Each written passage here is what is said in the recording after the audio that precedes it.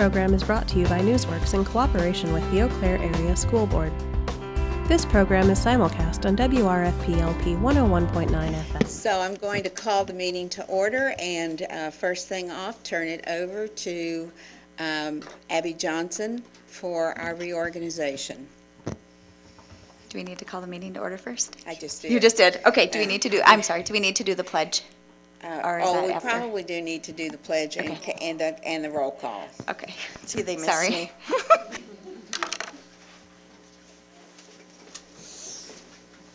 I pledge allegiance to the flag of the United States of America and to the republic for which it stands, one nation, under God, indivisible, with liberty and justice for all. So Patty, would you do, has it been properly noticed? Yes, it has. And will you do the roll call, please? Chris Hambuck-Boyle, Here. Aaron Harder. Here. Joel Luganbill, Here. Charles Vu, Here. Eric Torres. Here. Lori Bika, and Lori Klinkhammer. Here. Okay, now it's my turn. In accordance with Board Policy 141, the school board shall elect a president, vice president, clerk, secretary, and treasurer annually. Officers are elected by majority vote to serve for 1 year or until a successor is elected. I will call for nominations from the floor. As per Robert's Rules of Order, any member then can nominate a candidate. No seconds are necessary. When it appears that everyone who wishes to has made a nomination, I will ask, are there any further nominations? So we can start that process. I I'd know. like to make a proposal. I'd like to propose Dr. Lori Bika as president. Okay.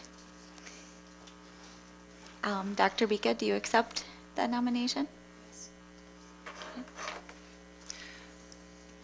Are there any other further nominations? I'd like to make a nomination of Joe Luganbill for president. Okay. And Mr. Luganbill, do you accept the nomination? Yes. Okay. Are there any further nominations? Are there any further nominations? And I have to ask one more time, are there any further nominations? Okay, then our nominations are closed. And so we need to do a vote, and Patty has paper ballots for us. So if you can please put your vote on that piece of paper, then I will read them out. And then the majority vote is what is needed to elect a board officer.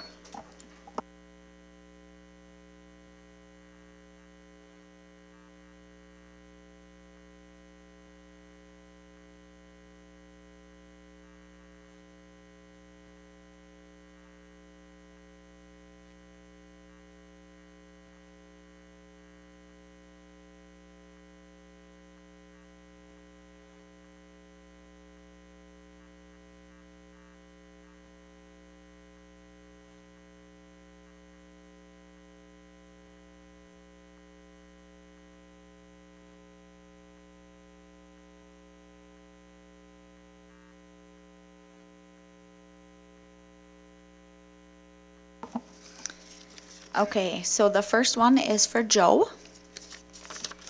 The second one is for Joe. The third one is for Lori. Fourth one is for Joe. The fifth one's for Joe. And the last two are for Lori. So that means that Commissioner Luganbill is our new board president. Okay, you can do the rest.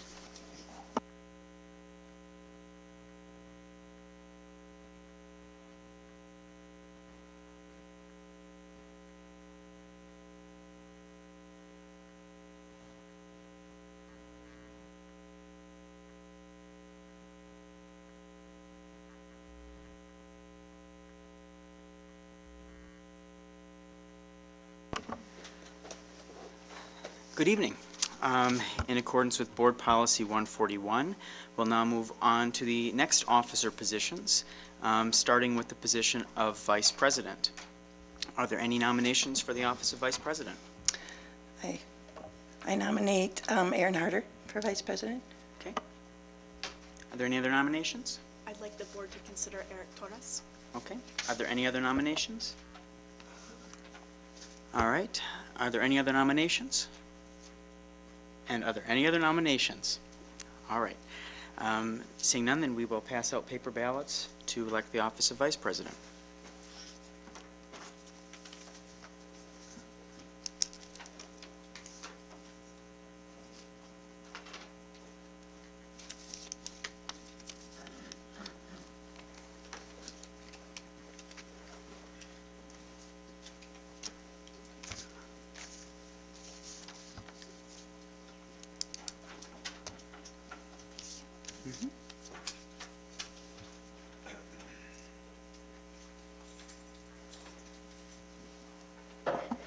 Okay, here we go again. The first vote is for Commissioner Harder. Was a little too casual last time, I apologize. Second vote is for Commissioner Harder. Third vote is for Commissioner Harder. Fourth vote is for Commissioner Harder. Fifth is Commissioner Torres. Sixth is Commissioner Torres. And the last one is also Commissioner Torres. So it looks like Commissioner Harder is our Vice President from 4 to 3. All right, now we will move on to electing the board clerk. Are there any nominations for the office of board clerk? I would like to nominate Chris Hombuck Boyle for board clerk. Are there any other nominations? Are there any other nominations? Are there any other nominations? All right, seeing none, then I would entertain a motion to elect Commissioner Hombuck Boyle by unanimous voice vote. Is there a second? We need a motion. Is there a motion for that? All right, is there a second? Second. All right.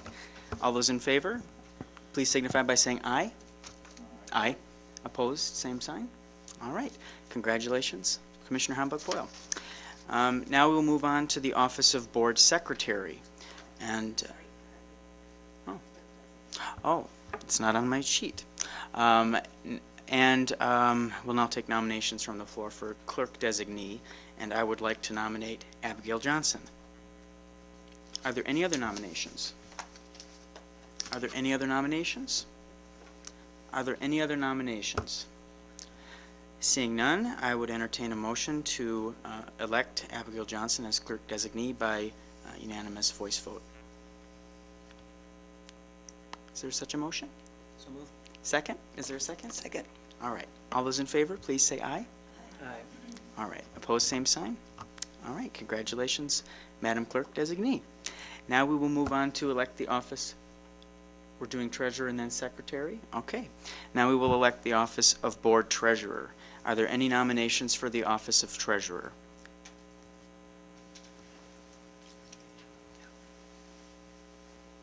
I'd like to nominate Charles Vu.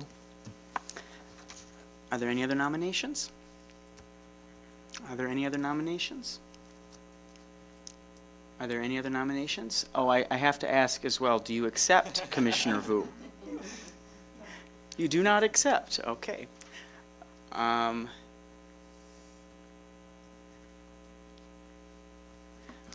nominate Lori Bika. Do you accept Commissioner Bika? Okay. Are there any other nominations? Okay, I think I've asked about 5 times. So I will now entertain a motion to elect Lori Bika as board treasurer. Is there a motion? So moved. All right. Second. Okay. All those in favor, please say aye. Aye. Opposed, same sign. All right. Congratulations, Treasurer Bika.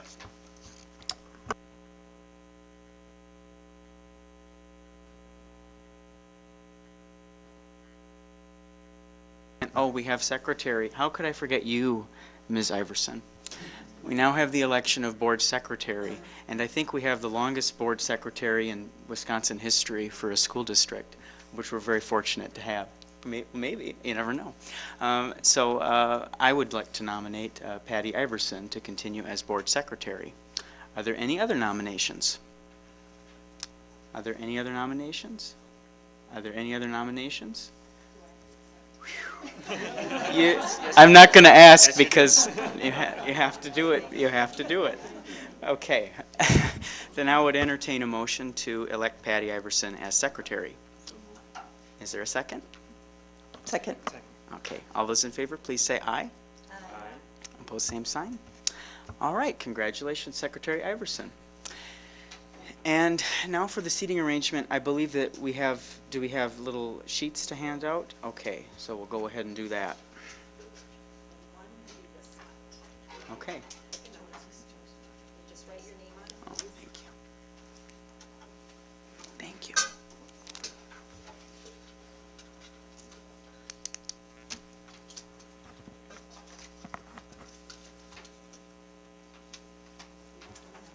I don't.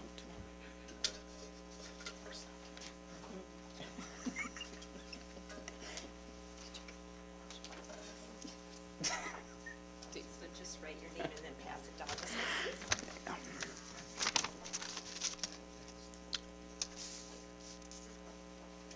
Okay, so your nameplates will be moved for the next meeting, and I believe the contents of your desks will be moved too. But if you want to clean them out tonight, that would be helpful for Secretary Iverson. So I cleaned out mine this morning, and that was a feat. All right. Almost done with that.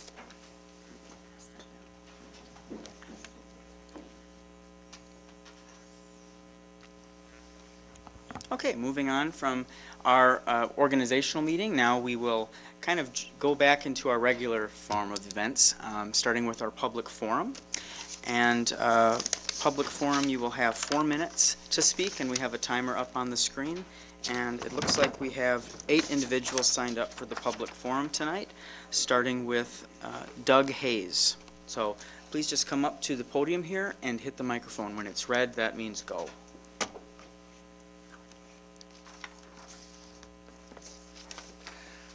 Good evening. My name is Doug Hayes, and I'm a parent of a junior at Memorial High School.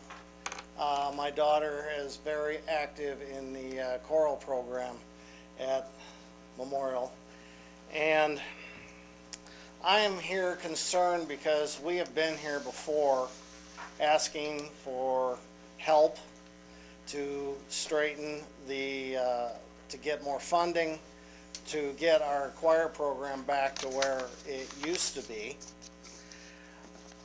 My daughter will be on her 3rd teacher in 4 years next year. When did this become acceptable?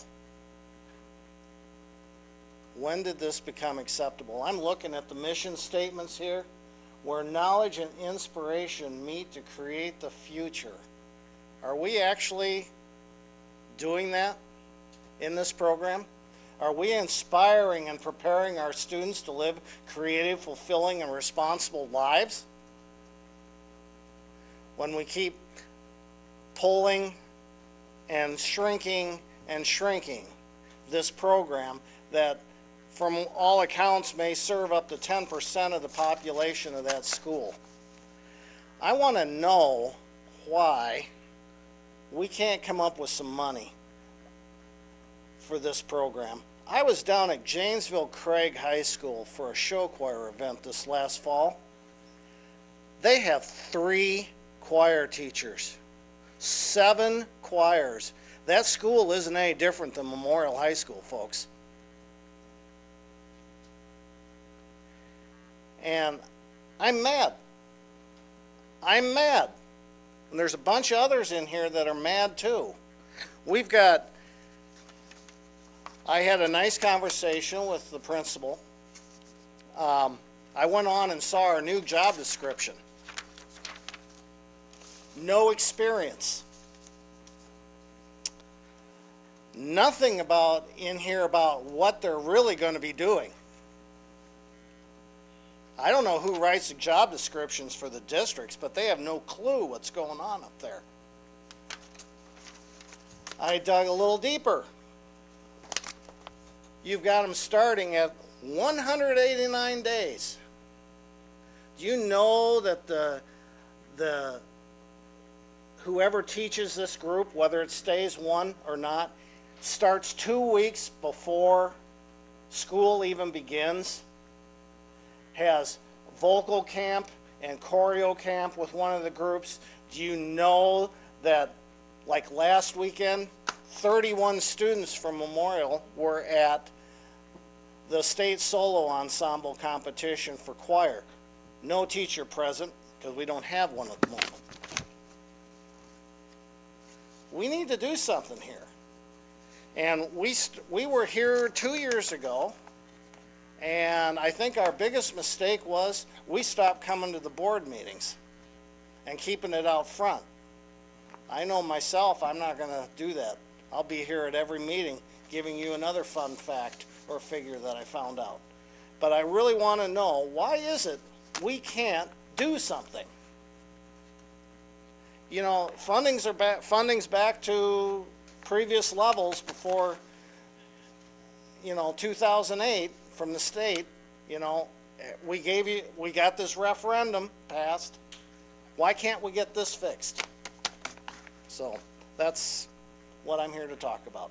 Thank you. Thank you.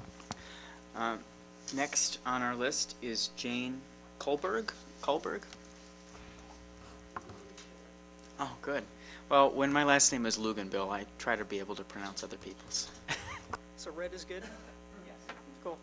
I'm Jane Kohlberg. I'm here to talk about continuing to let adults use school gymnasiums. I'm a pickleball player. I also work full-time. We're great on providing activities for youth. We're great on providing activities for seniors. But for people who work full-time and to do something after work is very, very limited. I go to DeLong twice a week in the winter to play pickleball. And we have a really great group of people, all ages, but mostly people like me. They work full-time. Our senior citizens, they can go to the indoor sports center during the day. I can't do that. I have to work unless I want to take off for vacation, which I really don't want to do. It's a very social activity. It's a very athletic, competitive activity. The number of people we get there to play pickleball, and there's always people waiting, and everybody's really great. You get done, you work somebody else in. It's a good social competitive time, and without access to things like the school gyms, like the Long Gym, what am I supposed to do in the winter? I'm getting older. I can't lose the weight like I used to. Let's admit it. And I'm sorry, but mall walking just gets boring. And I don't know if you've ever tried pickleball. It is the fastest growing sport in the U.S. It will continue to grow, and providing opportunities for people like me who have to work full time, to be able to access gyms to do things like pickleball, I think is a really good use of the public space. Thank you. Thank you. And stay tuned, because we'll talk a little bit about what we discussed this morning in policy and governance on that. Next on our list is John Rather.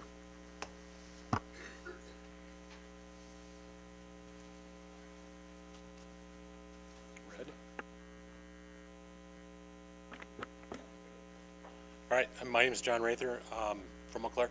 Two of my daughters have been graduate from Memorial and been in the choir program and had a wonderful experience. Not without its own issues that they had as well, but I have a freshman daughter coming up next year that I'm very concerned about, who wants to have the same experience that her older sisters had. And I'm like with Doug, I guess I'm not sure what the problem is of why we can't maintain a teacher. In my own mind, I think part of it is the fact that we're not funding them enough. We're expecting too much out of them for what they get. 189 days of school, they're putting in a lot more than that. Maybe it's a matter of having two choir positions, two choir directors.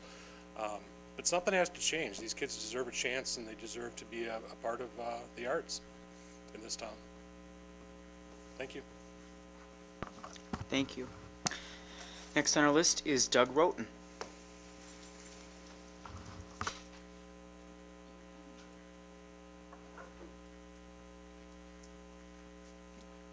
Hi there. My name's Doug Roten, and I'm live in Eau Claire. My son attends Memorial High School. So I'm just going to go off my statements here that I put together, since it'll be hard to remember otherwise. I think it's fantastic we have new initiatives at our school district, like the cooking class and the Spanish language immersion programs. Makes me really grateful that my kids have an opportunity to go to school here in the Eau Claire district. I think it's fantastic. I also think it's fantastic when I've talked to community members about their increased interest in the STEM program, or excuse me, STEAM program. However, I'm a little bit concerned here and becoming alarmed talking to other parents and talking to other people in town about how existing arts programs here in Eau Claire are being neglected and in some cases really underfunded. The one specific case that I'd like to bring up, as the other parents have tonight, is the choir program at the Memorial High School, where my son is a freshman and participates in a number of different choirs: madrigals, vocal, jazz, concert choir, varsity show choir, and a whole bunch of others outside of school as well. Since 2009, there's been an exceptionally high turnover in the choir program. And there's some questions I'd like to ask out loud and have you think about as we're trying to figure out why. Is it because the position has been reduced from 1.8 to 1, even though the commitment required by the teacher has remained the same or even increased? Is reducing the position a result of the program getting smaller and along with the budget cuts? Or is the staffing reduction causing the decrease in the program? Is it because there's no standard for the student to teacher ratio being enforced at our local high schools? Is it because a single show choir teacher receives a 7% increment for the entire year when over 5 assistant football coaches receive an 11% increment for 4 months? Is it because student teachers at UWEC know not to apply for choir positions at Memorial High School because it's known that to successfully lead this program requires a lot more work than one person's going to be able to do? Is it because anyone familiar with the program knows it's not a matter of if, but when they're going to burn out? Are there other courses or activities at Memorial High School or other local schools where 10% of the student body is involved in that activity and only have one teacher or one coach? That's what the choir program is facing right now. So they're 10% of the student body, but they're limited to just one person. At Memorial, a teacher is responsible for 5 courses: entry-level choir, mixed choir, concert choir, old age choir, madrigals. That's just to start what's on the actual schedule. Outside of that, we have after-school activities and events: Eagle Show Choir, Varsity Show Choir, singing at the homecoming game, variety show, tutor dinner, Winterfest, multiple concerts throughout the year, and state honors choir, state solo, and ensemble. I don't know if any of you could do that. I certainly couldn't take on all of that by myself. These facts have repeatedly shown over the last 9 years that it's way too much for one person to handle. The lack of continuity in teaching instruction, the lack of resources, is simply not fair to our children. I know a lot has been said about making our schools in high schools in Eau Claire equitable. This is yet another area that we should be looking at and considering as students are actually leaving the program. And how can we grow a program that's continuously cut? We have very talented children who want to be involved in the arts at our school. Choir is a passion for many of these kids. It's not just something to goof around in. They're very serious about it. They're willing to work hard, put in the long hours, and put in that extra effort to make it successful.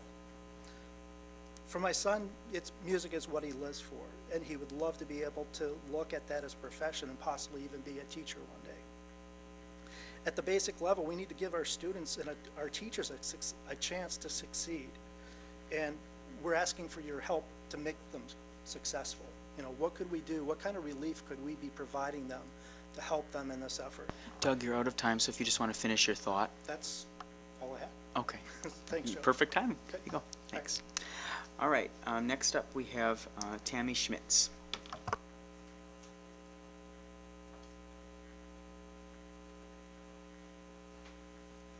Hi, I'm Tammy Schmitz.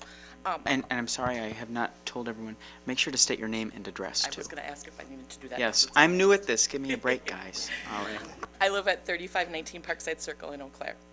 I'm going to switch it up a little bit to start out with, and I want to thank you as the Association Director for the State of Wisconsin for Odyssey of the Mind. If you're unfamiliar with Odyssey of the Mind, it's the largest and longest continuing program for creative problem solving in the world. And Odyssey engages students and also supports STEAM. It supports Common Core and 21st century skills that help students thrive in our technical world. This year, we had 13 teams from 10 different schools in the Eau Claire School District that competed at the state tournament in Madison, and 5 of those teams made it to the World Finals competition in Iowa State. This is a huge accomplishment, and they'll be competing with over 850 teams from all over the world, every state and 36 different countries. It'll be an experience that they will never forget. The teams have been perfecting their solutions and practicing their performances while raising the money that they need to make it to World Finals. I hope you'll help me congratulate the 2 teams from South, a team from Robbins, Chippewa Valley Montessori, and a team from Roosevelt. The Roosevelt team actually also won the Renatra Fusca Award, which is the highest award that you can win in Odyssey of the Mind. It's a huge accomplishment for them. I'd also like to invite you to a fundraiser that's going to be held at Chipotle on May 21st. This is just 2 days before they leave, and this is to support all those 5 teams that are going to World Finals. So it'll be from, 5 to 9 at Chipotle on Gulf Road, and the proceeds will help them make the money to make it to World Finals. It's expensive for them to go, but again, an experience they'll never forget. Thank you so much for supporting this program. It's something that the kids are involved in for a very long time. I've been involved in it for 15 years myself in many different capacities. And on our board, we have over 100 years of experience that have been involved in Odyssey of the Mind. It's something that you stick with a lot. Now I am going to change my hat a little bit and speak as the mom to 4 kids in the district. We've had kids in the school district for 19 years, 12 of those being involved in the Memorial Choir program. And I want to add my concerns to the others' voice today over what I've seen happen to Memorial Vocal Music.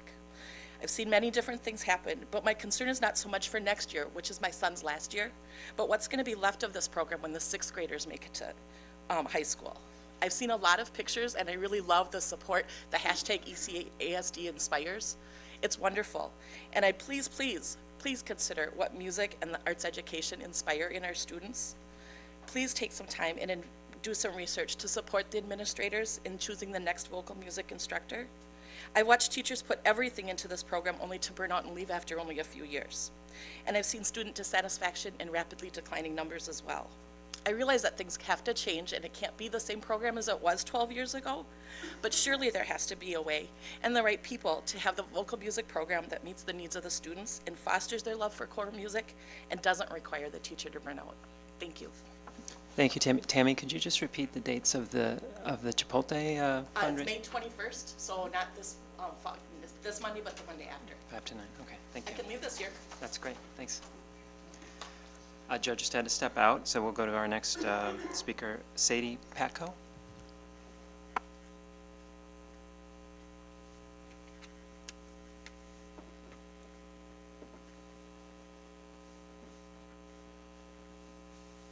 Hello everybody, my name is Sadie Patko. I live at 1402 East Lexington Boulevard in Eau Claire, Wisconsin, and I am here on behalf of the Memorial High School Choir Program. As I stand here with you today, I invite you to take a trip through time with me. In the 1980s, the Memorial Choir Program recorded CDs of the work that they performed. In the 1990s, George Utpal helped erect the first Memorial High School show choir, which quickly expanded into 2 more. The name George Utpal may sound familiar to you, especially if you are in concert choir or if you've worked in the district or you've had some association with the district for any number of years, if you know the choir program at all. That's because George Utpal was the last choir director at Memorial that lasted for more than 3 years. I'm unsure of just how long he worked for Memorial, but he was with the program for at least 15 years. Since then, we have had a history for burning teachers out.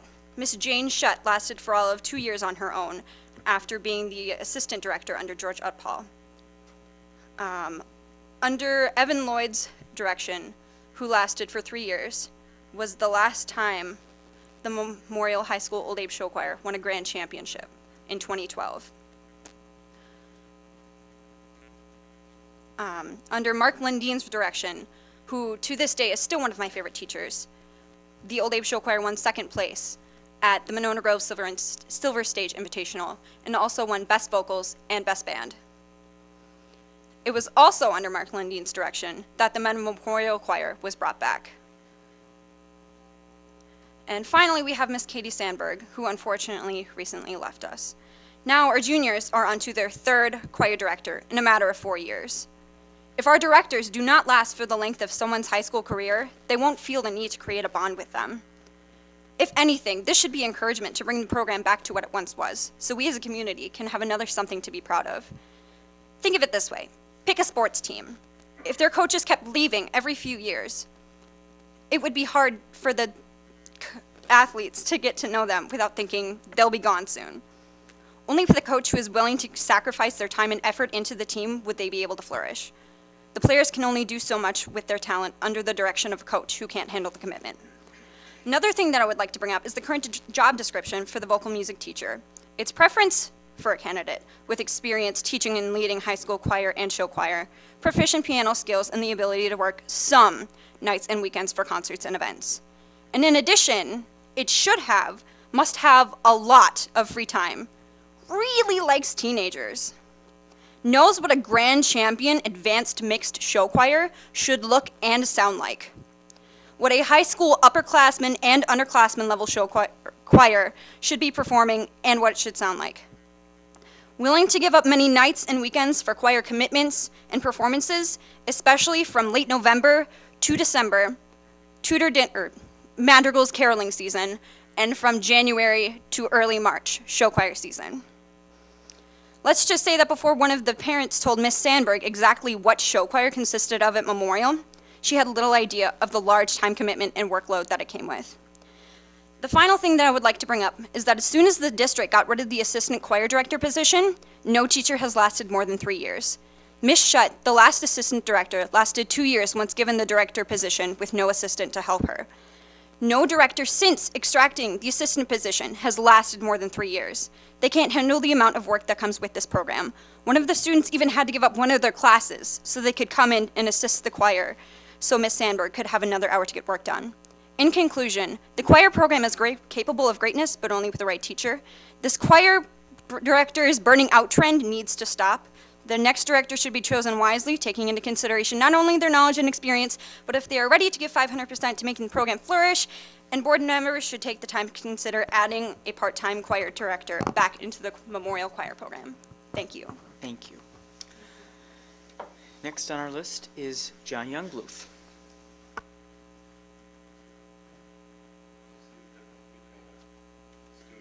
Old guy, I got my notes, she had her phone. Way to go, good job, Sadie. My name is John Youngbluth. I live at 1704 Pine Park Drive. First, I want to start, before I even start, and normally I write everything out and I didn't have time. Obviously, I was working today. Thank you, Chris, for your leadership over the last couple of years. We really appreciate it. Good luck to you, Joe. I'm sure you'll do a terrific job now that you figured out everybody has to give their address. I've had three children that have gone through the Eau Claire School District. They're all graduated now, all off doing various things. 2 of them were in the choir program. One was in the band program.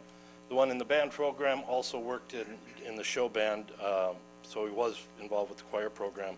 2 years ago, I came to almost, I think I missed one, every summer meeting of the school board. Why? Same reason we're here today. It's really frustrating to have to go through that. I don't have time to be here every time this summer, but I'll probably be back a few times holding Doug's hand. It really goes back, and some of this has already been said, but 10 years ago when the program started to be systematically cut, we knew there were going to be issues with this, and they've really come to fruition. Doug mentioned 31 kids went to state this year. 12 years ago, there were 100 kids from the Memorial Choir program that went to state. You can't tell me the talent got any less. It was the instruction that got less, and that is where the board and the administration comes into play. Last year, this district made an incredible hire at the North Music Program. Actually, 2 years ago, wasn't it? 2 years ago. She has done an incredible job. She is taking that program, which was a good program, and making it a great program. And I'm fearful that you're going to have the same situation there because kids are starting to really join that program and there's more opportunity. I encourage you to look at the arts as a whole and look at an opportunity for the potential to do something with both schools to help in this situation. I guess I wanted to just get to one last point. This is a proven program and has been proven over the years. As you look at solving this issue, the solution for the students is not to cut the program. It's to figure out how to meet the needs of the students. The needs are there. Do not cut the program to try and meet your funding. Meet the students' needs. Thank you. Thank you. And finally, on our list for this evening for public forum, we have Ruth Bovey.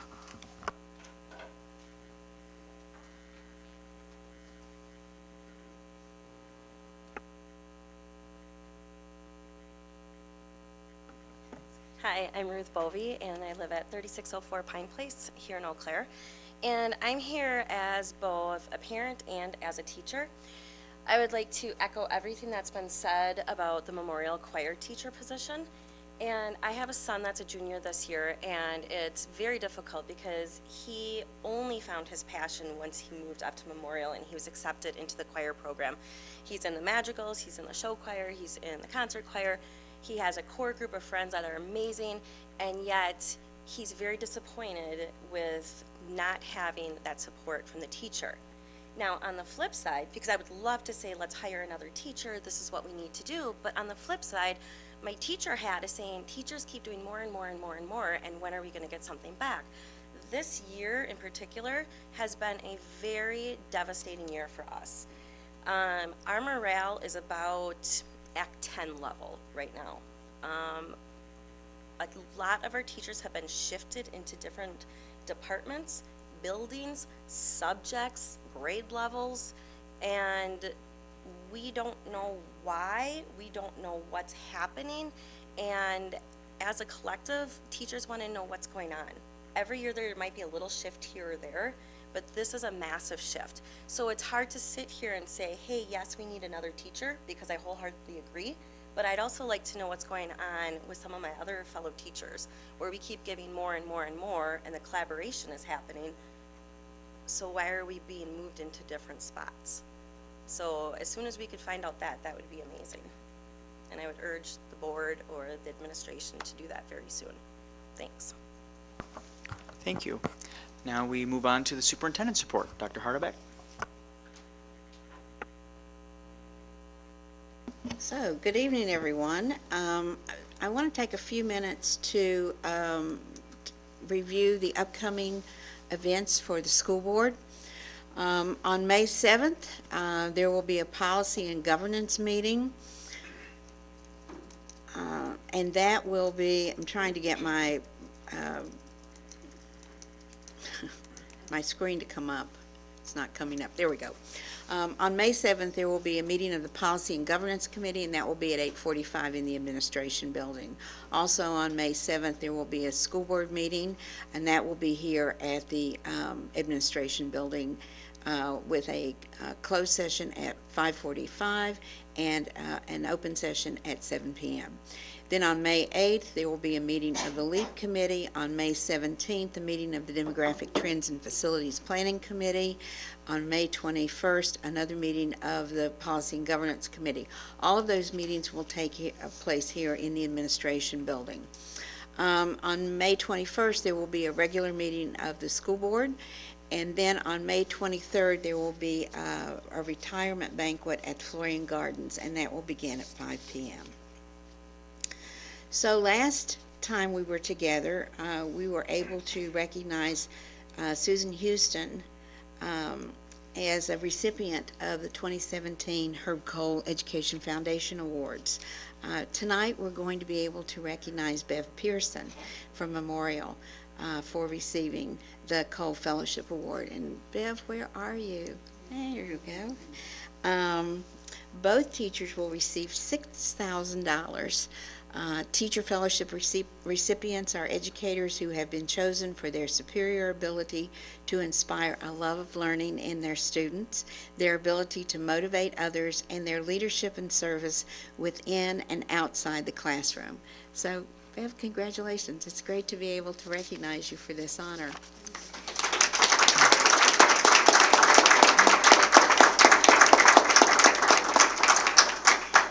And we're going to come back to you because Bev, as earth science teacher, and Nikki Anderson as a biology teacher, so both of you will stand up again, presented at the National Science Teachers Convention in Atlanta, Georgia. Bev conducted a hands-on session entitled Planning and Carrying Out Erosion and Deposition Investigations. And both Bev and Nikki shared their work on writing in science using claim, evidence, reasoning. They also attended many great sessions and are bringing back new instructional ideas to implement at both Memorial and North High Schools. So we're very proud of that contribution that you've made to your field.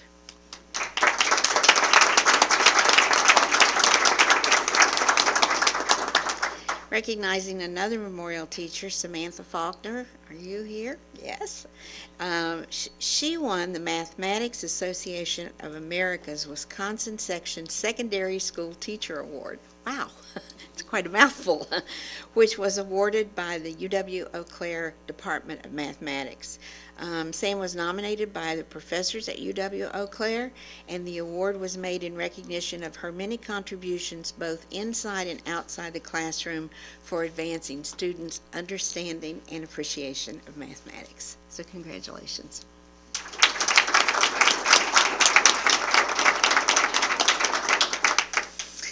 The Wisconsin Association of Colleges for Teachers Education recently held its annual recognition of outstanding early career educators and pre-service educator mentors. 3 ECASD educators were among the 59 teachers who were honored statewide. Dan Wilson, Dan, where are you? There he is. From Memorial was recognized as an outstanding pre-service educator mentor. Katie Gadel from Meadowview, where are you, Katie? And Chad Silverling from Memorial were both recognized as outstanding early career educators. So Dan was selected based on such attributes as the ability to model professional responsibility, evidentiary assessment, effective classroom management, mentoring the teacher in developing the capacity as a leader, and the ability to nurture candidates as they face a wide range of issues. And the early career educator award is presented to an outstanding educator within the first 3 years of their professional career. And Katie and Chad were selected on a combination of the following: positive impact on school and community, innovation in designing learning experiences, and advocacy for students. So congratulations.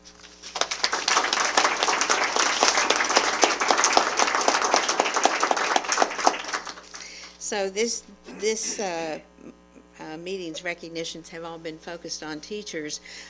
We do want to recognize in an upcoming meeting the North High School girls varsity basketball team, and they will be, or some representatives will be coming with Coach Poplinski to be recognized later in the summer. And we also want to recognize our students who were winners in the Odyssey of the Mind contest. So that will be coming up as well. Thank you. Thank you, Dr. Hardebeck. I don't have much for a board president's report tonight, just to say thank you for this opportunity, and it's really been such a great pleasure to work with the staff, students, administration, and all of the various board members that we've had over the past 3 years. And you know, our 11,300 students are out there right now counting on us to do the very best job that we can for them, and I'll do the very best job that I can as your president, so thank you. I also just want to share, generally the Monday after the reorganization, the next board meeting after that is when committee assignments are discussed as an individually considered resolution and then voted on. So Dr. Hardebeck and I will work on emailing out that form to board members to complete in the next few days, where you can rank your choices and select what you'd like to serve on. And now we have the student representatives report. Who's going first? All right, Ryan. Good evening. I have the survey results of that survey. You guys have questions on that? I'm not going to read it off all the results just for sake of time, but I will email you all that this week. And it was a great opportunity for me to see various suggestions on what they want and the principal next year, what they want out of the student representative next year, what they want on various equality issues, school safety. So it was a great way for me to see some suggestions, and I can't wait to pass that on to you guys. And that's all I have. Thank you. Thank you very much. And Lauren? Good evening. I'd like to begin by welcoming Commissioner Klinkhammer to the first full board meeting. Otherwise, today, AP Chemistry and AP Psychology kicked off the 2-week period of AP testing, which kind of marks the beginning of the end for many students as finals are in the near future. But otherwise, as was expressed by many during the forum, as a student, I've heard several of the issues taking place with the choir program and staff.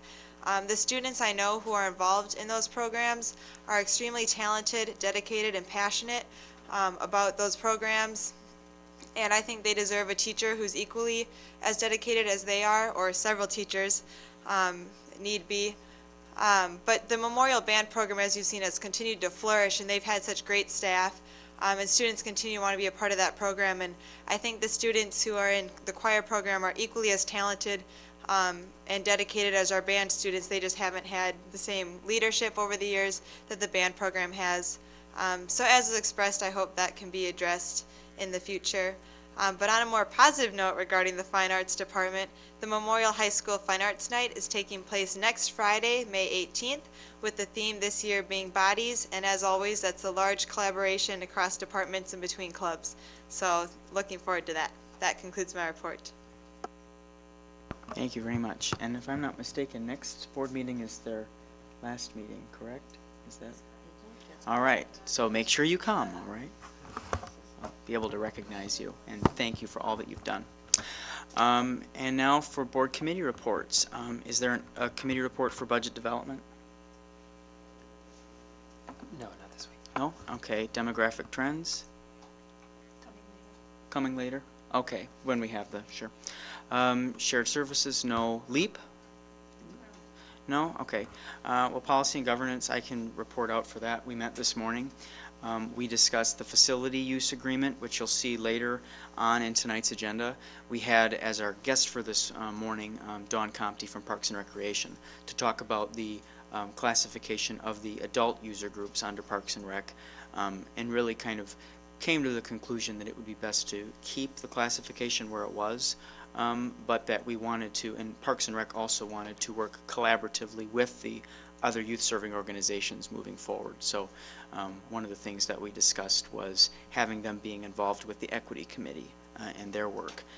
We also discussed the Student Sexual Harassment Subcommittee that Mr. Schmidt put together along with Human Resources and some other folks, and they made recommendations to us this morning, which we'll put on the agenda for May 21st. And I really want to thank the committee members for their work on that. There were a number of students who were very active and engaged in that, and it's going to be the first time in about 2 decades that we're updating our policies on sexual harassment, so that's very good. And we also discussed school entrances.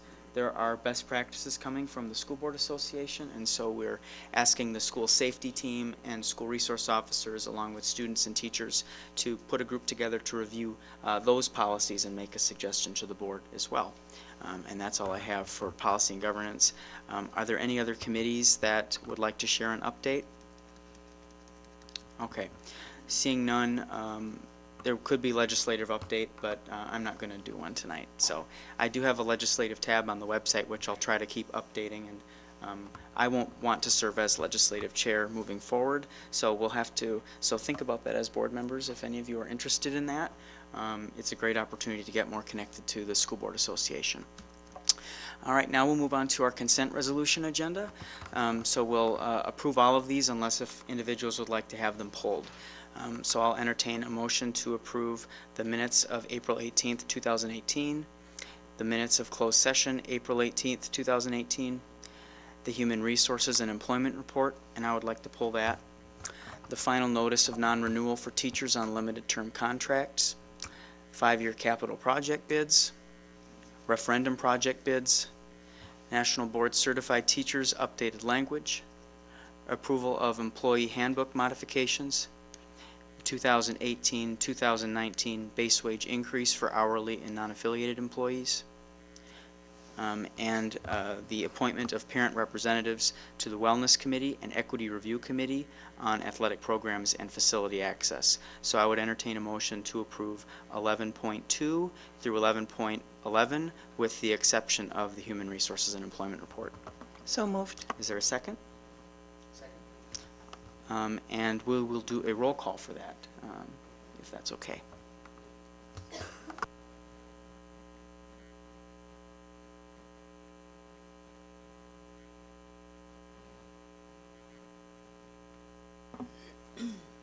Commissioner Harder, Yes. Commissioner Luganbill, Yes. Commissioner Vu, Yes. Commissioner Torres, Commissioner Bika, Yes. Commissioner Klinkhammer, Yes. Commissioner Boyle. Yes. Okay, and now with 11.4, the Human Resources and Employment Report, I'll be abstaining from that because I have a relative who's working for summer school this year. So if we could do a roll call for that, please. I'll need a motion. So moved to pass 11.4. Second.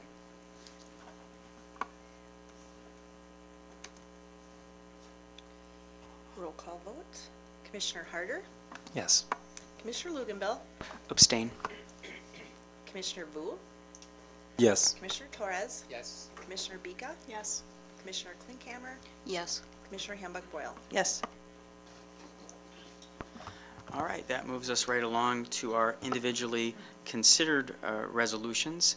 The first, 12.1, being revisions to Exhibit 830, our facility rental conditions of use, pending recommendations from the Equity Review Committee. And Ms. Johnson, looks like you have a little update. Do you have a presentation or? Okay, thanks.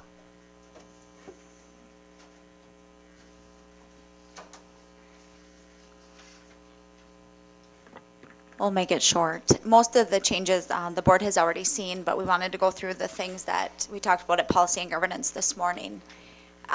So the first change that we added, I'll just refresh your memory, under number 1, the last time you saw this, Policy and Governance had asked that we would actually spell out the holidays instead of referring people to the employee handbook because they may not know where to find that. And so they were spelled out.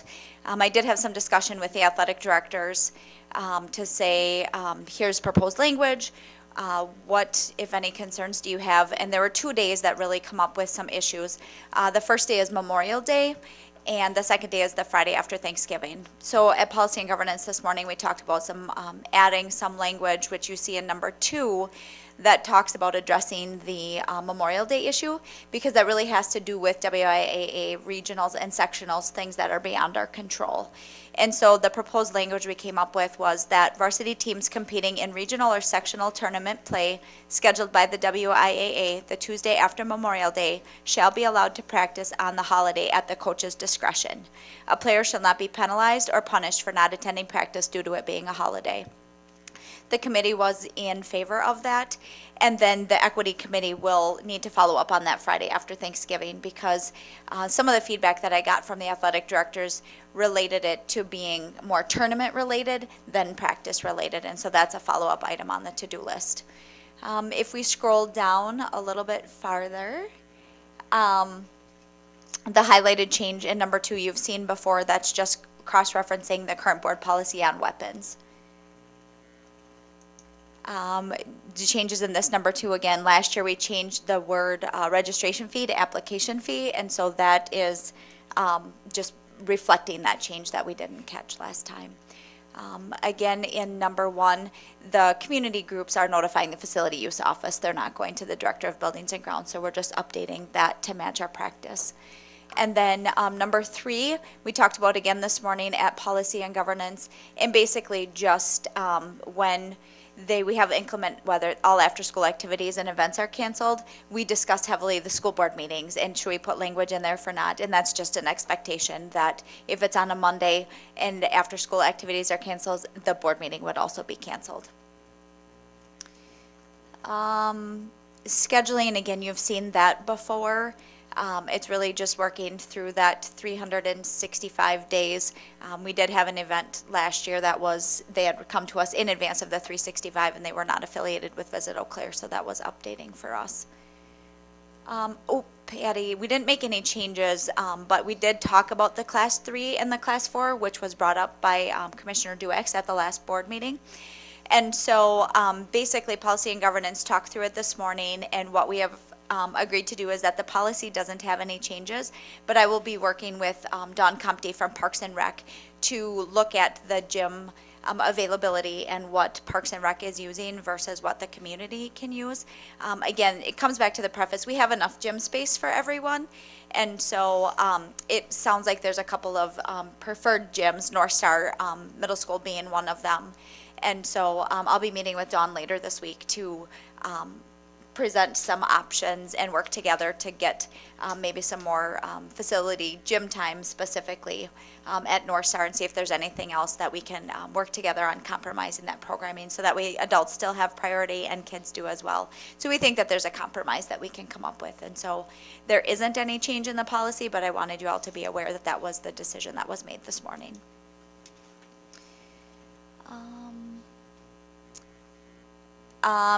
The scrimmages and tournaments, that language that's in purple is, we have it into the insurance consultant just to confirm that that's the correct language, and she didn't get back to us before the board meeting tonight, but I do believe that's what's going to be reviewed. The next section, the indemnification language, again, we were working with insurance company, and so they've updated their indemnification language, so we've also updated our policy to match what the insurance company says. I'm not going to read through all of it because that's coming directly from the insurance company.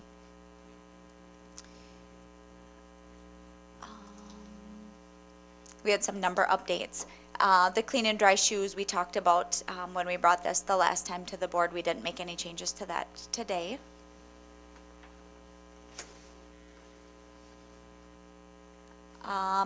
Again, we were updating the camp language. Most of the things aren't printed anymore. It's all posted on websites, so we were just updating that language. And then the camps and the clinics, basically we were just updating the language because, as everyone knows, we moved our athletic camps to summer school, so that way then we can take away barriers for kids, offer additional opportunities, and then mirror it with our summer school program. And so I found out earlier today that we have 3 new camps this year that we didn't have last year. We have a wrestling camp, a cheerleading camp, and a tennis camp. And the cheerleading camp is already at like 168 participants. So, you know, as we're expanding that summer school and offering new programs, there is a desire by our students to take those. And so I know Academic Services is really excited about that, as so are we, because that's a good thing. And We have 1,010 students signed up for camps already this summer. that's huge. So just, again, I think that's something that will continue to expand, and by taking away some of the barriers, we're reaching more students, so it's very exciting for us. And then, again, we kind of had, this is our second year of having the athletic camps fall under summer school, and so we had kind of defined some parameters and some things that we kind of use as a guideline and to assist, and so we just wanted to put that into the policy to make sure that if somebody had a question, everything was right at the front and center for people. Okay. Patty, there was one, I missed it. I think it's right above the custodian or school employee must be president. It's number 3. It's probably on page 2. I think something got taken out that in this final draft, and I want to make sure that we address it.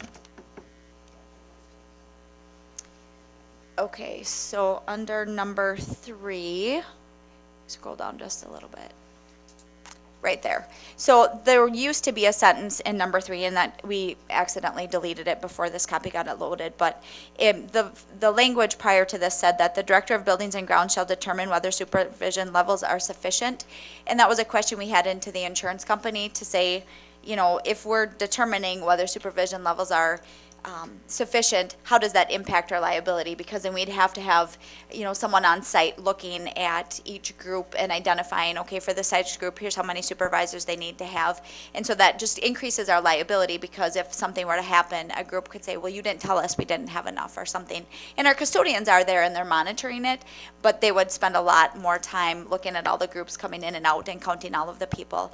And so the insurance company recommended we just remove that language, and if there's a problem with a group and supervision, then the director of buildings and grounds would address that directly with him. And that is what's happening now.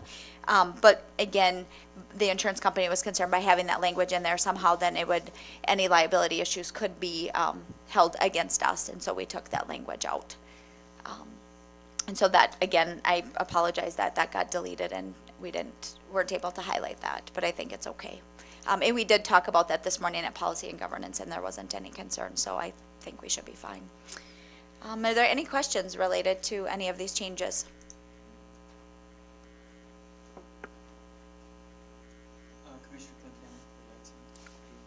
Oh, okay. Are there any questions? Okay, then is there anything else left with your? Okay, thank you, Ms. Johnson. The motion that we would need is to approve the changes recommended by the committee pending future recommendations from the Equity Review Committee. So would someone be willing to make that motion? Okay, is there a second? Second. Okay. All those in favor, please signify by saying aye. Aye. Opposed, no? All right. Thank you very much. And I'm sure that the Equity Committee will have plenty of places to discuss on this. So now we're moving on to our school board handbook. Seeing as our outgoing president, Hambuk Boyle, was kind of the central person behind that, perhaps you could speak to this? Yeah, we put a handbook together. It took the last year, several months on putting it together. It's done. And so all the board members have had several stabs at it, many. And so it's on the agenda tonight for us to pass and accept that handbook. So we thought it would be, as long as I've been on the board, we've had people leave and come on to the board. And so we felt that a handbook, given the fluidity of what's been happening with board members, would be very helpful. And I can remember new board members coming on board asking for it as well. So it is complete, so we need to vote on it tonight.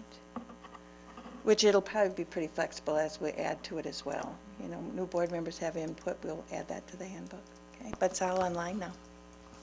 Yeah, and thank you, Commissioner Hambuk-Boyle, for your work on this. Well, Catherine helped a lot too, and so did Patty, and so did Dr. Hardebeck, yes.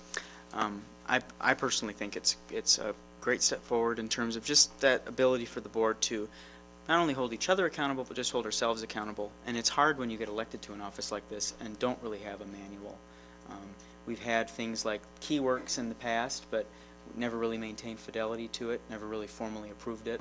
So it's helpful to have a guiding document like this to turn to. The policies that go along in the handbook, they're all live linked in there as well, so that that information is readily available, and with WASB. Okay, so is there a motion to approve the handbook? I would love to move the acceptance of the handbook. Great. And is there a second? Second. Okay. All those in favor, please say aye. Aye. Opposed, no? All right. We have a new handbook. Congratulations, Chris. Okay. And now we're moving on to approval of our board self-evaluation. And is there a presentation? I see there's a PowerPoint. Yep, there's a PowerPoint. I'm going to step us through that. If Patty, my computer quit working. It does that from time to time, and I have no access to the internet, so I'll have to have you pull it up. Oh, thank you. I can do it on that. That'll help to have it both. So our school board self-evaluation we did several weeks ago. I did send out the deltas and some of the things that came up through our board self-evaluation for input, and connected to policy 154. We put this policy together, 2 years ago, in order for us to have a yearly self-evaluation so we can reflect on our board work as a board of 7. So tied to policy 154, and last year when we met, we put together a document that we worked off of this year. So if you go to that, I just wanted people to know that it was tied to policy 154. So we have some accomplishments that we need to celebrate. I didn't at all do an exhaustive list. I put some down here, and if I can ask the board to add to that as well. but we've increased and improved our committee structures and flexibility, especially addressing equity issues. And that was very evident tonight as you think about another equity committee on access and athletics. An expanded board workflow calendar that informs the board and board agenda. So that has expanded greatly so that we work off of that so that things happen at certain times during the year. We always had one, but we've expanded it and put more things in it. It helps the board, too, to see the workflow and things we have to do. We completed the school board handbook. We also, Mary Ann worked hard with the district and with the board on aligning the district reports to the board are aligned to our board goals that we worked with in our strategic plan. We did a systems assessment and a strategic plan of which we now align our work to. Initially in that strategic plan, we had to become, it had to be very tight in what we did in the beginning, and now we're working on other things that maybe be a little more flexible. Districts and Communication Committee, the District Communications Committee enhances our connection to the community and district as well. And does any other board members have anything else to add? We really had a robust budget development committee that met consistently with our budget, which is ongoing and something that we work on not a couple times a year, but probably weekly, and worked on a tremendous number of policies that needed updating and added some new ones. Our most recent one that took the longest time to work on was our school resource officer policy, which we took out to our community as well. So as a board, we have lots to be proud of, okay? So if you looked at the deltas that I sent you in an email, I thought that we could do some discussion tonight just relative to any action steps you felt as a board that we needed to do with each one of these. These were the ones that popped that you took off of our document from last year. The first one, achievement gap and targets broken down into achievement learning gap categories. Using individual school improvement plans, the board wonders what form the data can be put into so that it doesn't become personally identifiable, so that we can just break it down more. Specific comment, need to see achievement and growth disaggregated by groups. Does the board right now entertain any discussion steps relative to that, or is that enough to go forward with? Commissioner Luganville? Your light's on. Yeah. Commissioner Harder.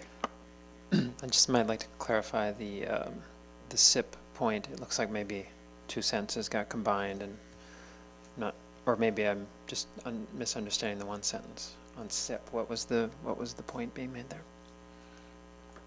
School improvement plan? I think using individual school improvement plans, the board wonders what form the data can be put into so that it doesn't become personally identifiable.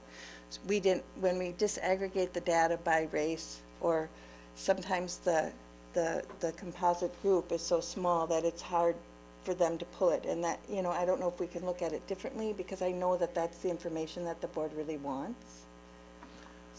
So are we talking about data related to the 4 goals that each building has? Or maybe I'm misunderstanding.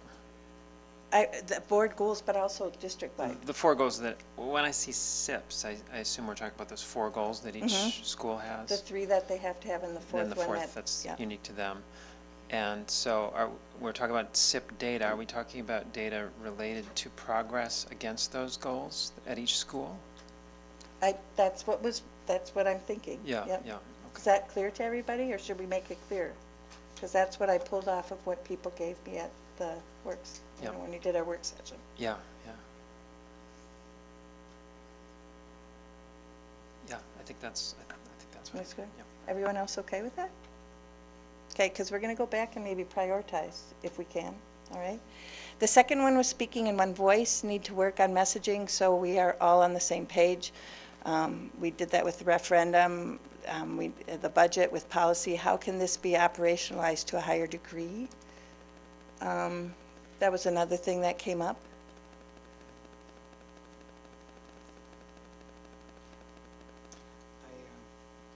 I would say this is an area where I think we've made some significant improvement, the one voice piece.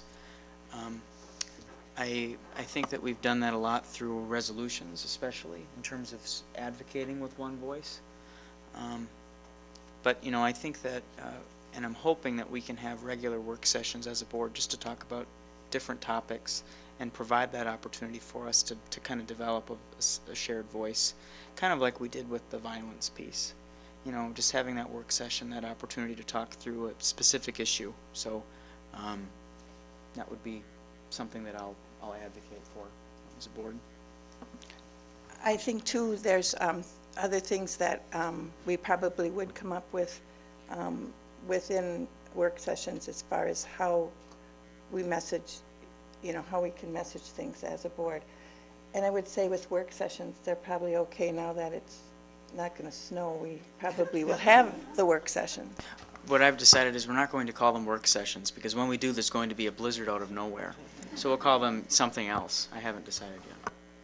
So maybe by saying this, speaking with one voice and messaging, that'll keep up in front and center so that we're doing that together. Right? Anything else on that one? Commissioner Harder? Yeah, I just agree. When I see this speaking in one voice, it sort of means two things. One is making sure we're presenting a cohesive face to the public, not only with a single board, but also with staff, I think. I think of all those things, speak with one voice, but also what Joe mentioned about having the time and the space to be able to talk through, hey, where do we agree, where do we disagree in a group setting. I think those have been sort of relatively few and far between, so work sessions would be a nice way potentially to do more of that. I think some of the hardest things I did as board president was to do a board letter or a one-piece message from the board. That's difficult to do. We've done it a couple times, which was great, but you know, that's a hard thing to do. Anything else on that one? Seeing none, having something in place that charts our path toward whether we are on track or not with policy, governance, and budget development. Talked about priorities over a 10-year plan, balance work over many years. Discussion?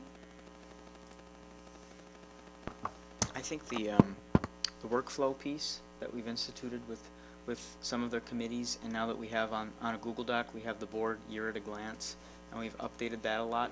And I think the more that we can do that with all of our committees would be good. And I know it'll look different, a little bit different with each committee, but just to have that idea of, okay, what are we looking at 6 months now that this committee's going to be working on? Because we just met and updated our workflow for policy and governance, and I think it's through, what, November now or something like that.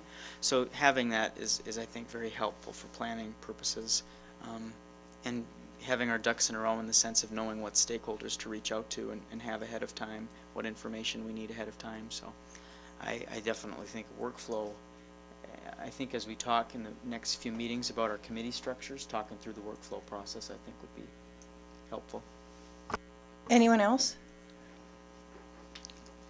When I typed this up, I really thought too about how we've had to work off a 2-year biennium budget and how difficult it is to talk about the priorities over a 10-year plan. But when I reflect on that, I think we do need to do that so that when we have those conversations relative to our budget, we are able to give that kind of picture out forward for our community and for our staff and for our board. Okay. And the last one, would like to see more district priorities coordinated with the budget and know it is aligned with priority. I can't see Jim. Oh wait, I'll do it here. Aligned with priority related to bullet 3. So any discussion or possible action steps there?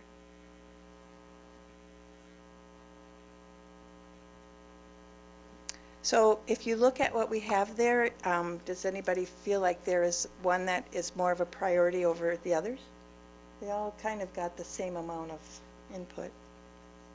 I would agree, and I think that with some of these, especially the top one and the bottom one, a lot of it will not be coming so much from the board directing. I think we're setting those parameters that we'd like to see that, and we really want to see the staff doing that. You know, I think that's their role. So I think that's an opportunity there, and I think for more values-based discussions regarding the budget. But of course, we're in such a difficult time where, as you've coined the phrase, non-choices, that's what we're living in. So, but as much as we can talk through our values in a very open way, in an open setting, and how we come to the decisions we come to, so that people aren't just left hanging. You know, I think that's important. Anyone else? Seeing none, I think we kind of I guess we can't pull one out more than the other, is what I'm kind of getting from the board. Okay. Yep. No, there's just, nope, the last one was prioritizing, so we're kind of done. Well, thank you for walking us through that, and I'm really glad that we started the board self-evaluation process last year, and I think that was really helpful for us last year, and hopefully we can maintain fidelity to it this year too. So, all right. Now let me look here. We would need a motion to approve the self-evaluation for this year. So moved. Is there a second? Can All right. All those in favor, please say aye. Aye. Opposed, no. Okay. Now we are adjourning to our committee reports section of the board meeting. And our first report is the Demographic Trends and Facilities Planning Committee Annual Update. And it looks like we have a couple representatives. The chairperson of the committee, Phil Lyons, and we have Ms. Johnson, I believe, is going to be speaking too.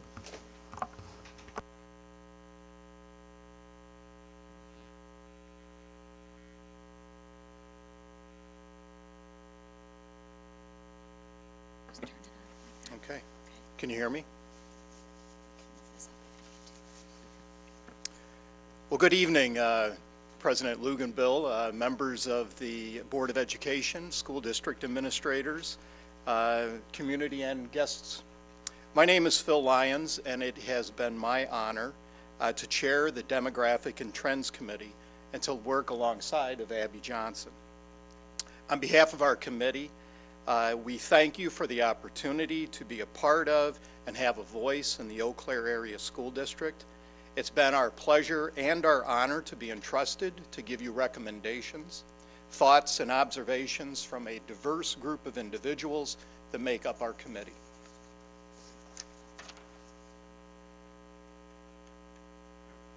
And this is our committee.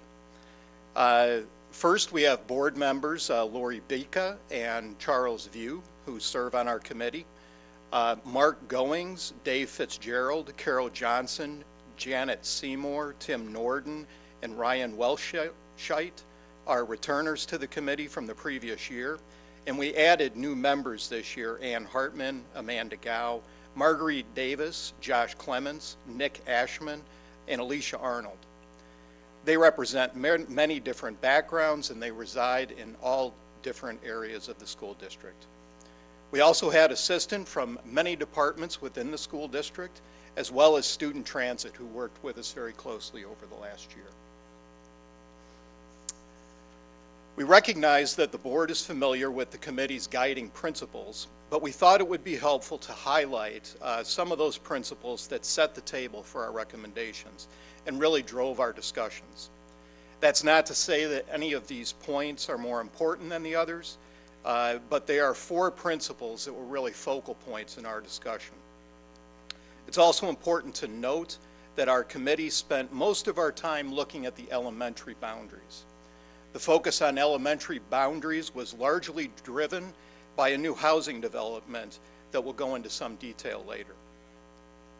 The first bullet point highlights the importance of examining current and projected demographic housing data. Committee member Ryan Welshite, I knew I was going to mispronounce that. Is it? Weichelt is a faculty member at UW Eau Claire. He geomapped population groupings across the city, and with the help of Jim Fye from Student Transit, really gave us an understanding of populations. This gave the committee the ability to understand that and the potential trends associated. The second bullet point, the committee looked very closely at building enrollments that are greater than 65% of capacity and not to exceed 100%. We looked at schools that were under capacity or really nearing that overcapacity. We were especially sensitive to maintaining a balance of socioeconomic makeup, as well as maintaining transportation time and costs. We think that you will see these priorities reflected in our recommendations. One of the longer-standing members of our committee, Dave Fitzgerald, at one of our meetings summarized several months of committee discussion and dialogue into these 3 trends. The committee believes that these trends are items that deserve consideration for our long-term planning and are likely to be the future drivers of committee discussions. First, we needed to keep our attention on the increased demand for early childhood education. Prairie Ridge has received a lot of positive feedback from the community, and we believe that the demand for centralized early childhood education will continue to grow, creating additional space needs.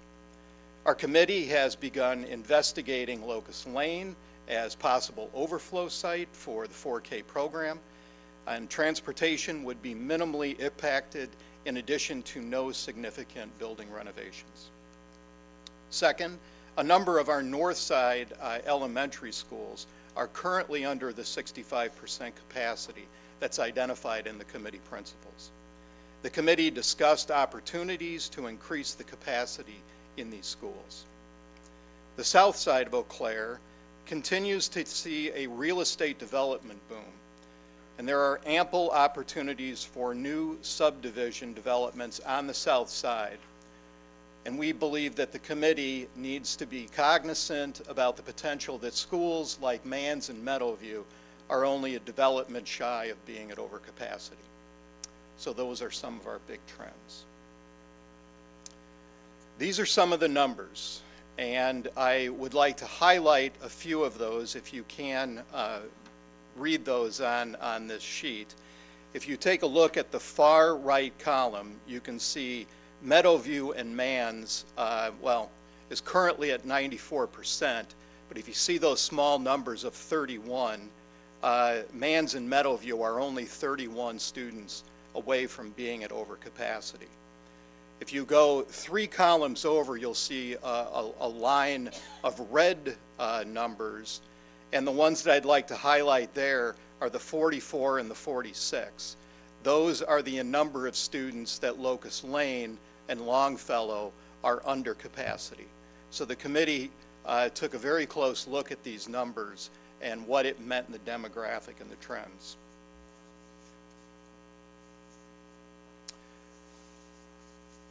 We also spent a fair amount of time talking about and examining some unique north side boundaries. That one on the right is a finger that drops right along Western Avenue. The one on the left is a very interesting kind of island that's right above Locust Lane. We had multiple conversations with Jim Fye about transportation and efficiencies around these boundaries. And Ryan developed the population grid, which provided the committee with a visual of where the various populations fell within those areas. At the end of the day, the committee agreed that there was a need to continue to look at these boundaries, as well as all elementary boundaries. We understand that the task of changing boundaries is a very big decision, and as a group, we have had lots of great discussion and ideas on what the elementary boundary changes might look like. But because of the large task of trying to help all schools operate to their capacity, we decided that our decision on these boundaries, that we were not comfortable in making a recommendation to the board, but our group was able to come up with a couple of other recommendations. And the first is a Roosevelt recommendation. The committee has discussed the fact that there are enough elementary seats in the district, but the seats aren't in the correct location. The discussion caused us to revisit the recommendation for Roosevelt that was voted on 2 years ago. Prior to the November 2016 referendum, the committee had recommended that we expand and rebuild Roosevelt to a 3-section school. As a 2-section school, it is cramped for the number of students attending, It's also difficult when incoming kindergarten students require 3 classrooms. That year, we developed flexible boundaries to keep the incoming kindergarten classes to 2 sections. The committee voted unanimously that we should rescind the original recommendation. The thought being that perhaps there are other options that the committee would like to explore which could result in Roosevelt not needing to be expanded. Those options include possibly using Roosevelt for a different purpose, perhaps a Prairie Ridge 2.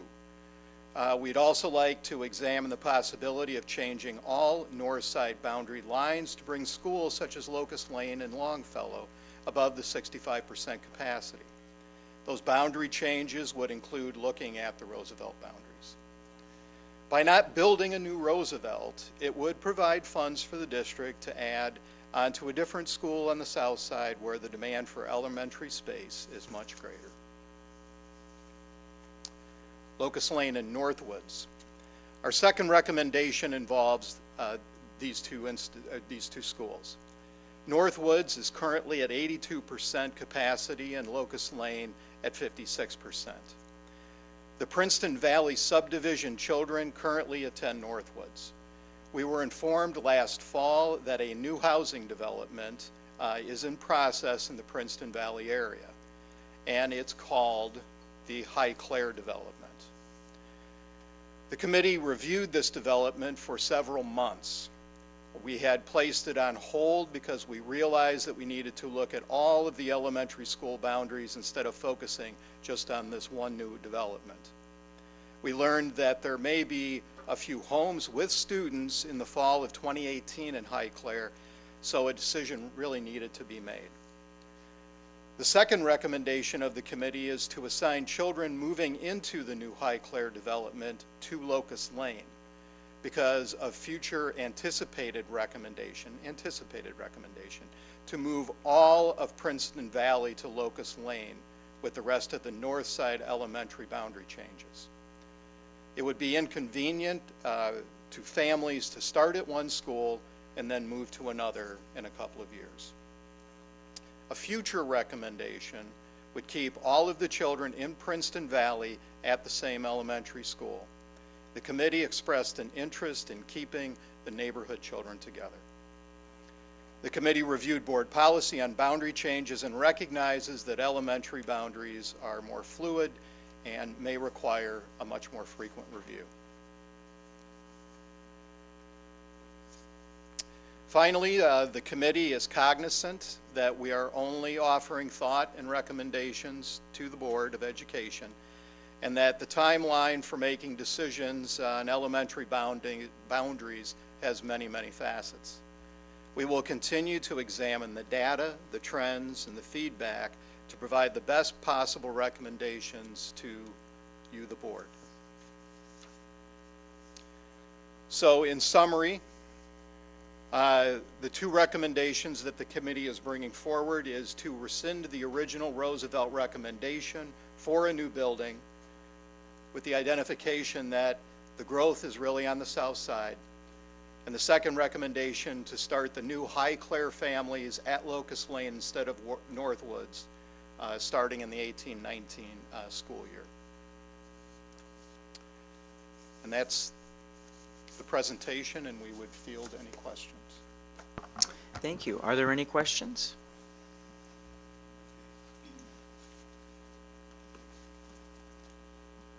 No questions at this time? Yeah. I have a question. Okay, Commissioner Torres. Is the plan for the new building for Roosevelt included in the referendum? So the it was not included in the last referendum. When we were asked about it out in the community, at that time there had been the recommendation from the committee that they would have a new school or a renovated school, and so we did share that out in the public and stated that if that were to happen, it would be a future referendum. So that was the public narrative at that time.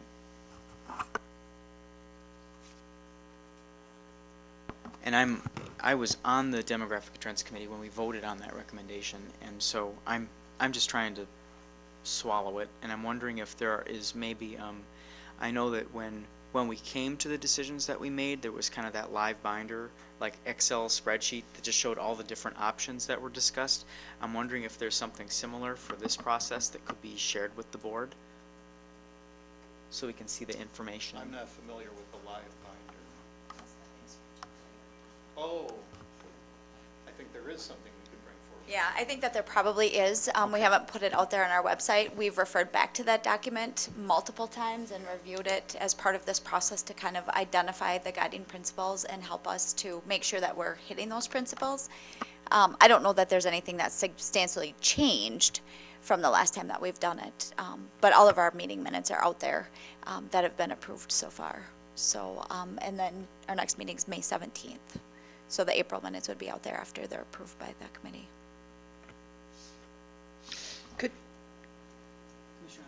Could you clarify what rescind the Roosevelt recommendation?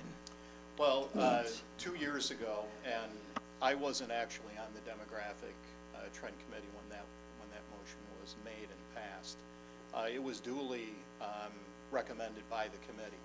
And so for the past couple of years, we, as we talked about these boundaries and taking a look at the various capacities, we always came back to the fact that we had already made this recommendation to expand Roosevelt.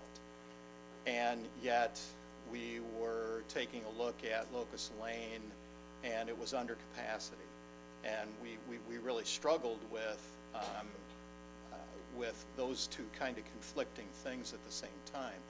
So to be able to have a full set of options for us to really look at, we need to have that decision rescinded so we can take a look at all of the various options that might be available to us. And understood that, but I just need it Oh. reiterated so people would really get and understand that in the public. So Sure. thank you for doing that. It was helpful. You're welcome. So you're seeking, so if I'm understanding correctly, when it comes to the Roosevelt piece, you're nowhere near a decision on it, you just need a blank slate to make your decision as a group, without being tied down to a previous group's recommendation. Exactly right. Okay. And then as far as the Highclere piece, that's where you really would want the school board to be, and that is, with the Highclere piece, that's specifically what the timeline is alluding to, correct? Just that? That's correct. Okay. Because as we understand, there will be families living there this fall. Yes. Yeah. Okay. But I wouldn't say it's just specifically for the Highclere. It's for potentially for elementary boundaries. And we've been focusing on the north side boundaries because with the south side, it's just a little bit more complicated because what we really need is more space. Yeah. And so that timeline, looking at the board policy and knowing that there needs to be like 12 months in advance to make a decision, the Highclere is probably the highest priority right now because we know that there's kids that will be moving into that neighborhood in the fall. And currently on our map, this yellow, if you go to our website right now and you hover over this yellow, that's the Highclere development.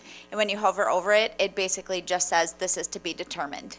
And so there hasn't been an expectation set because the committee was working on it. And so that potentially would need a decision from the board sooner rather than later because we know that there's at least one, maybe two elementary kiddos that would be enrolled in starting in the fall. Okay. Okay. So could you walk us through the plan with the work sessions leading up to the next time you come to us? And I think the one thing that really needs to be highlighted is that when we were looking at that Highclere area, it's half of a neighborhood that's together. And so really what the committee, our ultimate desire is to have that entire neighborhood move forward for one elementary, so the neighborhood is kept together. So this is the timeline, and of course, this is something that we've talked about because we knew as a committee that you needed a decision coming forward to you so that you can take this through this process. We know that there's listening sessions. I'm glad I brought these. So we know that we're at a recommendation to the board and that there's summer meetings for our committee.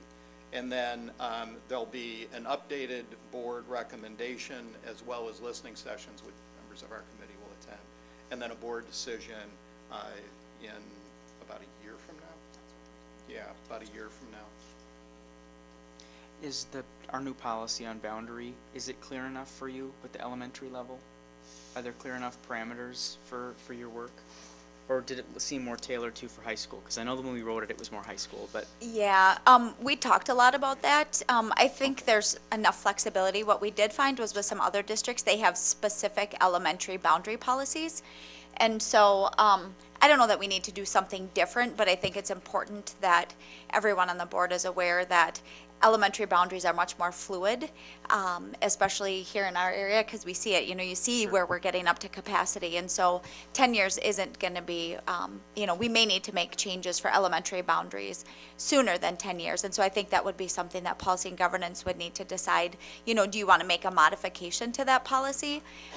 It was interesting when we did the homework and saw that many districts actually have a separate elementary policy, and many of them have a very similar timeline as far as implementation, and kind of they do the listening session and get feedback from their community.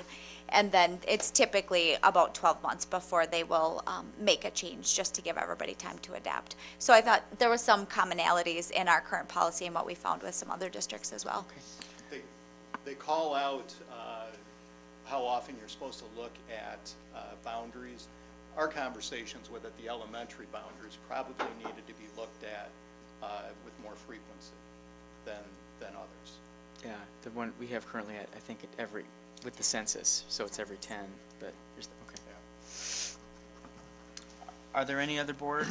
Yes, Commissioner Harder.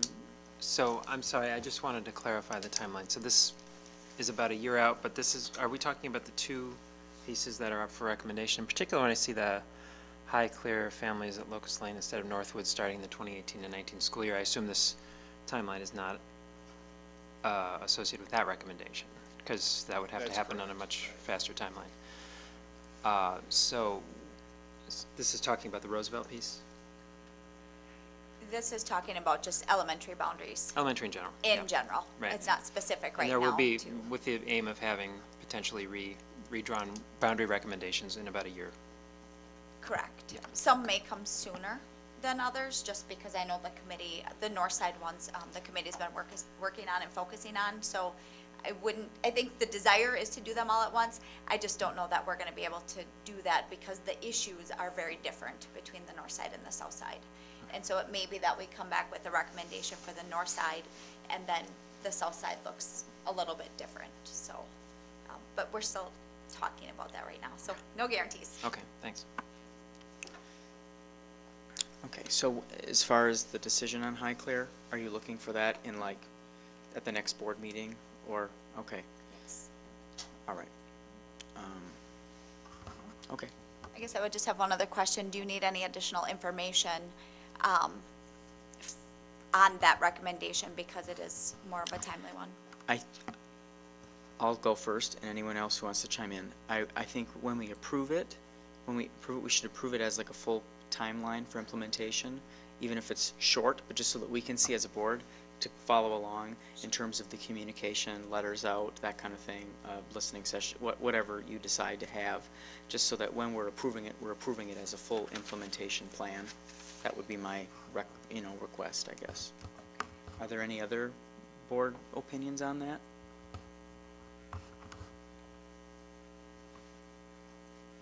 Okay. I would just like to express the committee's thanks to Abby and Marissa for all the work that they do for the committee. They're top notch. I want to thank the committee as well, and our board members that sit on there, and our staff that work so hard too, so thanks. And student representatives or the audience, any comments? No? All right. Seeing none, we will move on to our next agenda item, discussion of possible OPEB listening sessions and a timeline for staff. And who's taking that up? I put that on there, so I just want to throw it out to the board to have a discussion on what we feel that should look like. We didn't really firm that up from our last meeting, so I'll just hand it back over to Joe to lead a discussion on what we think that should look like. Okay? Sure. Thanks. I guess I know that there was kind of a request a couple days ago from the administration to get a little bit more clarity on it. I know Commissioner Harder, you had some requests. What I mainly asked for at the last board meeting was I would like to see it go to every building at their staff meetings, similar to how we treated the presentations about the referendum with all of our staff, but open it up to any, what people like. Yeah, Commissioner Harder? Yeah, I did mention this last week, and I was concerned that this discussion would linger to the point where the school year would end, and it would remain kind of a very open-ended question, allowing staff to speculate. And I think I'd prefer if we can try to have some kind of contact with staff prior, and not necessarily with the intention with the previous accelerated timeline of getting closure and conclusion, but of at least drawing some boundaries if we can, and also getting staff feedback sooner rather than later. So that was my hope, is that we would find time to do that before the end of the year somehow. Commissioner Hambuck-Boyle? Yeah, I think that's a laudable goal, and I think we should try to do that, but I also know how busy this time of the year is. I've heard some concerns about trying to do that now when everybody is just, the end of the year is like extremely busy. So if we do one, it would be nice maybe to pull some listening sessions once school's out as well and get some input from that too. Yeah, I think the point for me would be to make it clear that this is the first of the listening sessions, not the last of the listening sessions, and that we wanted to start this conversation before the end of the year, but that it would not be, that would We'd continue. extend it. It would Yep. continue. Yeah. Good. So, Commissioner Torres? Perhaps to get feedback from staff, we could organize clusters of schools where they can get together to maximize Abby's availability. That would use less time too. Sure. I know we'd also talked at the last meeting about potential website where people can get more information, potentially a calculator, if that would be feasible, and or an email address, like a personalized email address just for feedback on OPEB, for people to send ideas or questions. So possibly that could be done in conjunction in some efficient ways. Commissioner Hardy? I guess I don't know if it's possible for us to describe in the short time frame between now and the end of the year, to describe some constraints about what we're not going to do, and so people don't have to feel panicky about, I need to act now, or I need to retire now, or I need to do this or that now. And I think that's one of the things I'm most concerned about, is that if we can create such a message that we feel confident about, that we can get it out there. But creating the message would be the first step. I would see that as something Budget Development Committee could take away and work on. There's not a lot of time to work on it, but there may be other ways that we could do it too with the full board, perhaps. So I think that's a good idea, and I'm also thinking maybe some communication committee members would be interested in maybe working with Budget Development on that, on the messaging piece, and on ways to do that. I mean, I guess to me it feels like similar to what we're kind of looking at with what we just talked about, some sort of a timeline, a concrete timeline to look at with this. So maybe we can get that approved before the end of the school year, and so have Budget Development look at that at the next meeting, talk about it in agenda setting, the next Communications Committee meeting. Does that sound doable? So, as Commissioner Hambuck-Boyle said, this is a very busy time of year. Right. And because this will be a decision that ultimately will affect everyone, because it has to do with compensation, I am very concerned, as Commissioner Harder said, about the anxiety and concern that employees have already expressed to me about changes with OPEB and the impact that it would have on their personal lives and their planning. And I know that the committee, Budget Development, has been very sensitive to that. For that reason, I think we want to involve as many people as possible within the listening sessions, because regardless of how much we try to communicate, we can't over-communicate, you know, and there are always some people who somehow miss the message. So I would just ask the board to be, to think about the time that will be needed for people to ask their questions, to get their questions answered, to personalize any of the options that might be presented. And I think trying to put this together before the end of the school year is a big task. And I think we want to be successful in terms of how we approach this. My recommendation would be that we bring something back to you in terms of a timeline at the next meeting, that we lay out a number of listening sessions. I do believe they should be held in each school. I believe that's the only way that we're going to reach all of our employees. And I think they need to be held at the service center and at the admin building. There are just a number of factors that are involved. And, you know, we've heard tonight that morale's not really good right now and that people are feeling overwhelmed. And I think this will be one more kind of, you know, weight on the scale for that. So I know that you, and you know, I mean, I know from our discussions in budget development that you're very eager to get going on this, you know, because it could have a significant impact on our budget and perhaps free us up to do other things. But it's a big, big rock right now. Yeah, thanks for that. I really agree with so much of what you said there. And my personal eagerness as chair of the budget committee is just to be clear, from my own perspective, is not about the urgency of getting this change in place so that we can start saving money for the district, but the urgency of getting our communication with our staff started and getting that process begun so that we can hear what the concerns are, and also try to communicate what we do know about what the constraints are, again, hopefully to put people a bit at ease if we can. So that's and that may be, it could be that a letter suffices for that. If it's difficult to get listening sessions done before the end of the school year, at a minimum, some kind of statement, if we can find one, of what will and won't happen.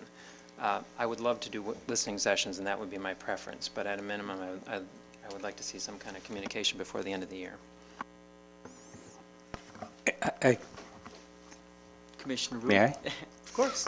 I concur with Commissioner Harder that due to the fact that the title for this activity is listening sessions, in other words, you already have something and you want feedback or you want to share with the public. The public includes, in my opinion, two groups. Group that are currently in the system that will retire pretty quickly, and group who already retired. And they're out in the community. They are not necessarily in the school itself right now. So I think we need to have some kind of pre-information about the direction that we are moving. Let people digest, attend the session. They will listen to what we have to say. They will give us what we are seeking for. They will hear the limitation and the opportunity of the listening sessions are, so that we don't repeat the same situation that we are with the GAP group. Thank you for those comments. Are there any other comments on this? Otherwise, Dr. Hardebuck, it sounds like we could work on getting a timeline together for the next meeting. Would be great. So, okay. And now we will move on to requests for future agenda items. Does anyone have one? I have one. Do you have one? No. I just want the board to know we you know, there are several of us, and I sent you an email about the hearing on the 21st of May. So I just wanted to put that out there again. Thank you. Thanks for organizing that. And my only request is that we have a discussion in open session about staffing for the next school year, just so we can have a board-wide conversation about it. Any other requests? Yes, Commissioner Bika? I know you mentioned that there would be, on the 21st, rank ordering of people's committee preferences. Is that, talk about that? Could that be actually part of an agenda item where we look at board member workload as related to committee assignments and possibly changes to policy 185 board committees? Yeah, yeah. Okay. Well, it'll be an individually considered item, so changes can be made, we can talk about it, or decide what to do as next steps. And I know the Policy and Governance Committee is going to be talking at our next meeting. One of our items is about the committee structure policy and making changes if we see that, if that's appropriate, which I think it is in some areas, so, yeah. Anything else? Okay, then I would entertain a motion to adjourn. So moved. Is there a second? Second. All in favor, please say aye. Aye. Opposed, no? All right, we are adjourned. Thank you, everyone. We'll do that after we adjourn, so people don't have to wait around. Thank you.